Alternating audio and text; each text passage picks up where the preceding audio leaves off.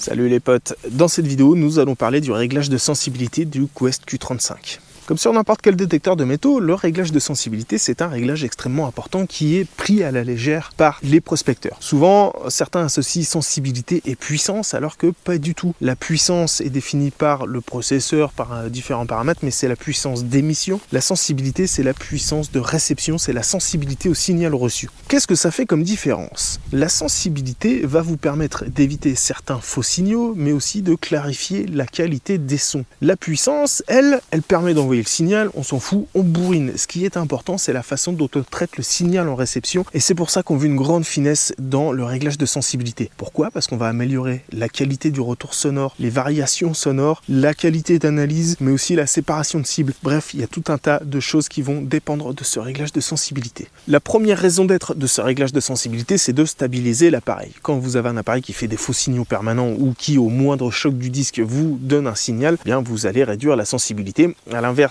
tant que vous n'avez pas de problème, vous pouvez monter la sensibilité jusqu'à un certain point. Ce qui va définir la façon dont vous allez régler la sensibilité, au-delà de la stabilité, c'est le niveau de pollution ou de minéralisation du sol. Plus le terrain est pollué et plus ça va être difficile pour l'appareil de vous indiquer les cibles. Il va falloir clarifier les sons et clarifier le signal. Imaginez un entonnoir dans lequel vous versez de l'eau trop rapidement, ça va déborder. Si vous versez à la bonne vitesse, vous avez un flux d'écoulement qui est régulier. C'est un petit peu le même principe. Régler correctement la sensibilité, c'est augmenter la qualité de restitution sonore et donc de découverte de cibles. Plus le terrain est difficile et plus cette règle est essentielle à respecter. Concernant la profondeur de détection, effectivement, lorsque l'on réduit la sensibilité, on va réduire le retour sonore sur des sons faibles. Donc, on va avoir l'impression de détecter moins profond. Mais ce qu'il est important de retenir, vous vous rappelez ce que je vous ai dit juste avant, plus le terrain est propre et plus on va mettre de sensibilité,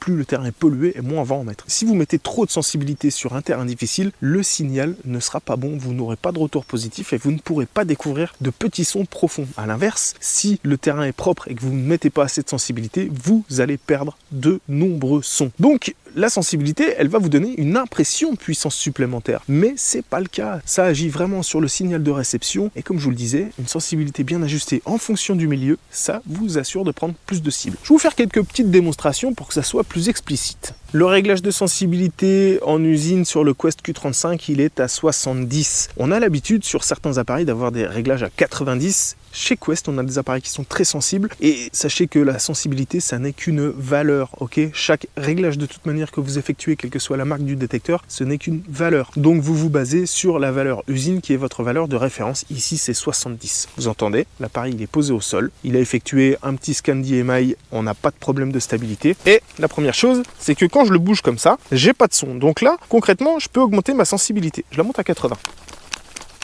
J'ai toujours pas de problème. Je la monte à 90. J'ai toujours pas de faux signaux. Par contre, ça y est, quand je m'approche du sol, je commence à avoir des signaux indésirables. Par contre, lorsque je balaye, même si je touche l'herbe, vous voyez que j'ai pas de problème particulier. En admettant que j'ai un terrain qui est non pollué, j'ai aucun problème à monter à 90. Si par contre ça commence à me poser problème, je vais la monter exagérément. Je la monte à 99. Bon, l'appareil reste très stable, mais on commence à entendre des signaux lorsque je touche l'herbe. Et bien dans ce cas-là, je vais réduire d'autant la sensibilité jusqu'à ce que je n'ai plus de signaux indésirables. Lorsque je touche l'herbe, je vais réduire encore un peu. Et là, j'ai quelque chose d'acceptable. L'important avec ce réglage, c'est de limiter le nombre de faux signaux dans un premier temps. Maintenant, je vais vous montrer une petite chose. On va poser ici une planche de démonstration. Pour les ingénieurs d'internet, ce n'est pas un test de performance, c'est simplement un visuel pour vous permettre de comprendre. Vous allez voir que si j'augmente trop la sensibilité, j'ai moins de facilité à reconnaître certains types de cibles, alors que quand je la réduis, on va permettre à l'appareil de clarifier. Ça vous donnera une idée concrète de ce qui va se passer lorsque vous détectez dans le sol. J'ai posé ici une petite situation un peu compliquée. J'ai ajouté de la minéralisation et CD ferreux est un micro bout de monnaie. C'est juste pour faire une situation extrême, pour qu'on entende réellement la différence, mais ça se traduit de la même manière sur le terrain, quel que soit ce que vous allez faire. En tout cas, c'est juste que là, visuellement, vous allez bien comprendre le phénomène. Les minéralisations plus les ferreux vont perturber le détecteur. Si je mets trop de sensibilité, les autres cibles vont être prises et vont masquer mon morceau de cible. À l'inverse, si je réduis ma sensibilité, j'aurai moins de problèmes avec les perturbations environnantes que je ne veux pas détecter et je vais pouvoir détacher le son de cette petite cible au milieu. Je vous montre ça tout de suite. Là, j'ai réglé la sensibilité à 70. On est sur le réglage usine, peu importe le programme qu'on va utiliser, le principe reste le même, hein.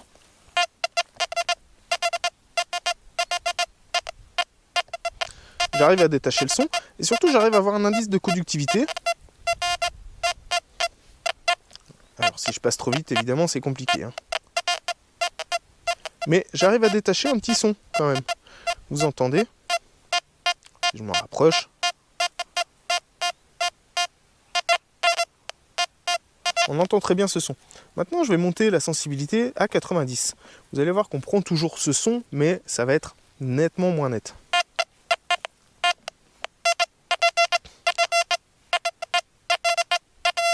J'ai toujours une impulsion, sauf que j'ai plus d'indice de conductivité stable. Tout se barre en sucette. Et surtout,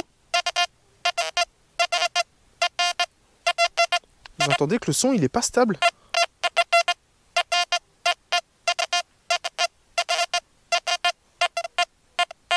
Il faudrait vraiment que je sois collé à la cible pour pouvoir la prendre correctement.